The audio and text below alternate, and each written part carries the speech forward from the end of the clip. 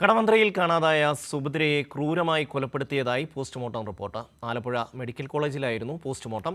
പോസ്റ്റ്മോർട്ടത്തിന് ശേഷം മൃതദേഹം ബന്ധുക്കൾ ഏറ്റുവാങ്ങി സംസ്കരിച്ചു.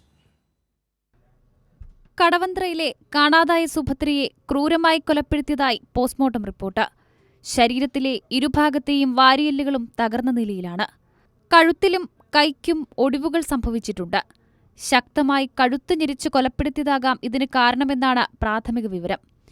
ഇന്നലെയാണ് സുഭദ്രയുടെ മൃതദേഹം കലവൂരിന് സമീപത്തു നിന്നും പോലീസ് കണ്ടെടുത്തത്. കഴിഞ്ഞ മാസമാണ് കടവന്ത്രയിൽ നിന്നും ഇവരെ കാണാതായത്.